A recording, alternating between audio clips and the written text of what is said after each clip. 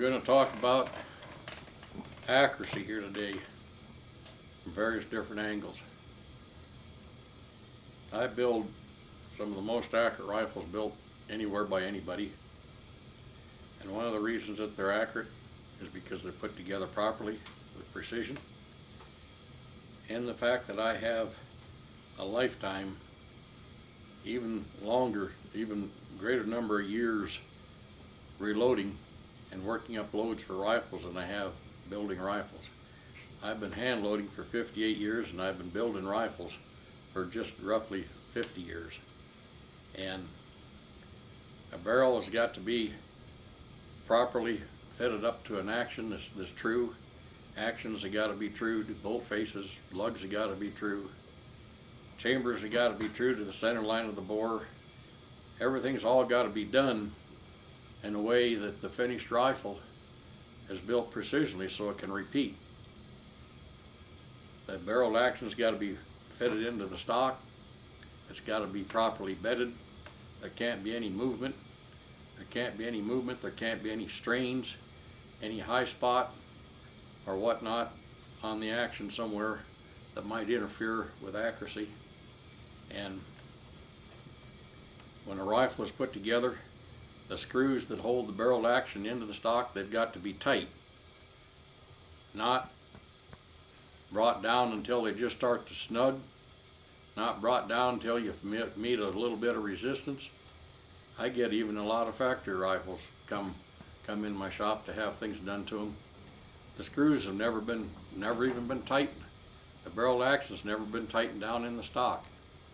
I build rifle for individuals. This seems to be a guy thing. Almost immediately the guy's got to take the barrel action out of the stock. Why? Why do you want to take that rifle out of the stock that I've done everything that I do in my rifle building to give you an accurate rifle, and then not put the barrel action back properly into the stock? I just recently had a rifle come into the shop that I built for somebody about 10 years ago. The guy contacted me a while back and said that it was the second owner of the rifle. The rifle had hardly been used. It wouldn't shoot. He had problems with pressure and one thing is another. Wondered if I could work up a load and see what was wrong with the rifle and so forth. Well, the rifle came into the shop. One of the first things that I did, I put a wrench on the action screws. The action screws are both loose by at least a turn and a half. A turn and a half. Well, you figure a turn and a half on a 28 thread screw, it tells you how much play that there was in that barrel action up and down in the stock. And I pulled the barrel action out of the stock.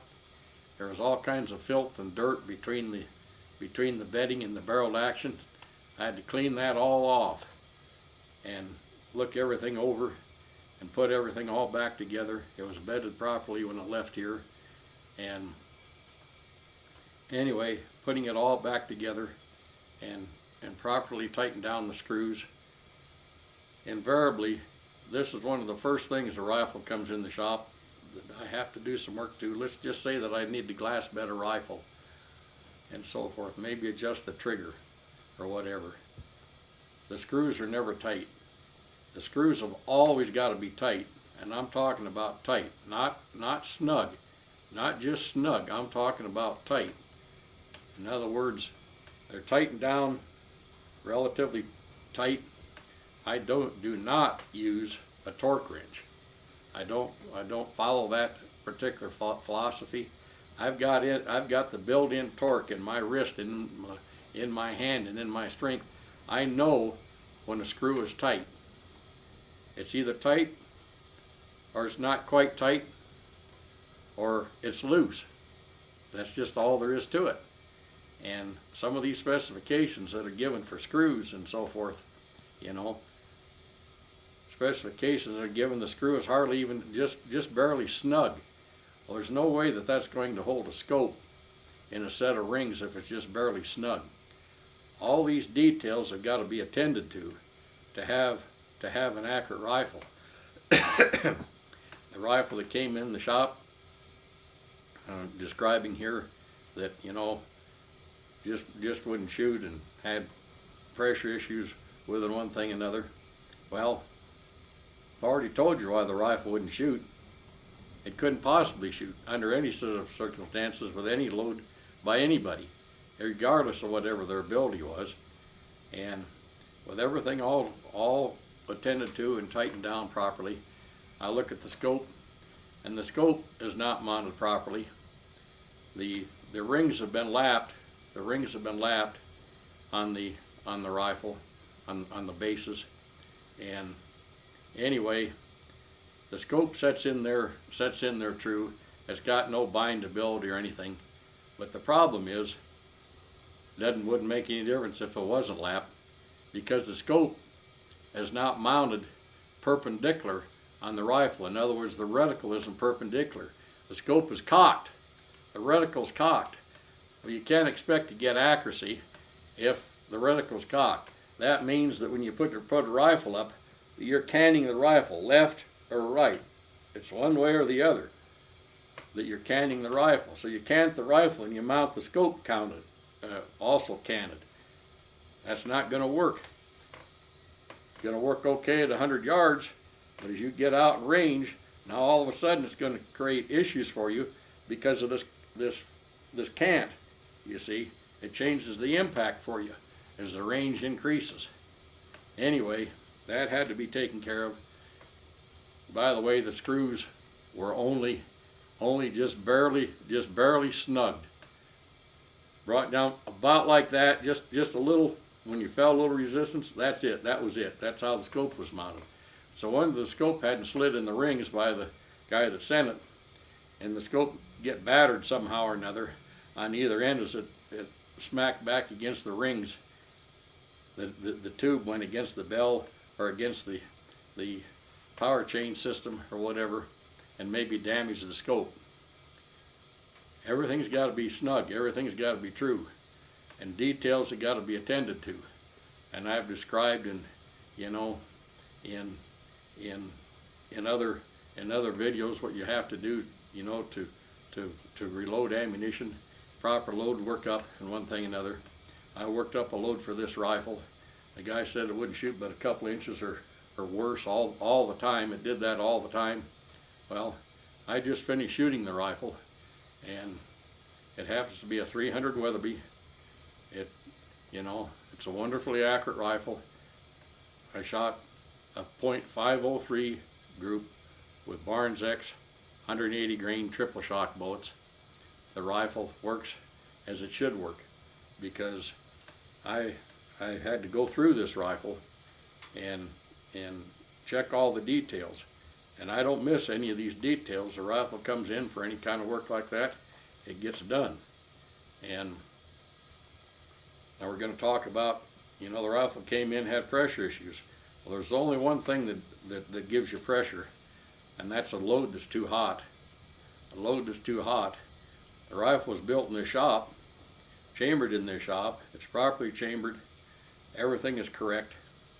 So you know right off the bat when somebody says there's some pressure. Well, yeah, your reloading manual may say that you can use 86 grains, but maybe this rifle only accepts 84 with a particular bullet of whatever powder. Well, that's a fact of life, because every rifle is different. And some rifles you may be able to load a grain or two more than what it might be listed in a particular book. That was for the rifle that they shot under the conditions that they shot in at the time. But every rifle is different. It's just as different as every person is different. And so you have to pay attention to those sort of details. And these are things that you figure out. Like myself, I figured out these things, about a half of a lifetime or more ago, that everything was all different. And so you've got to pay attention to those details. And most people really don't understand what pressure is. They see a primer that's just reasonably flat, a little flatter than what it was when it came out of the box. Well, that's not a true measure. That's not a true measure of what pressure was. But if you've got cartridge cases that have got an ejector mark on them, now you've got pressure that's overpressure. That's too high a pressure. And I don't know exactly what the guy was encountering on one thing and another, but all the loading that I did for his rifle, I didn't encounter any sort of issues to do with pressure, because I know how to properly load and work up a load to fit that individual rifle with the components that I'm using on that particular day. And you know, you've got to also understand that loads that are worked up for rifles, you know, in reasonably cool weather, you have a rifle and ammunition that's out in the sunshine, it's pretty warm out, the pressure is going to go up. A perfectly good load on a day that you didn't have those conditions is probably not going to be proper on a very hot day, things put in the sunshine. So keep ammunition out of the sunshine when you're shooting and so forth to eliminate some problems. These are just all general accuracy issues. Should be pretty common knowledge, a lot of these things, because some of these things have been talked about, written up about, and one thing or another, but written up about somebody that maybe halfway knows or partly knows or talked about by somebody such as myself, that we do it every day, we know what it is, we know what we have to do day in and day out to take care of a particular situation. And virtually every day when I'm working with these things, I learn something. I learn something every day.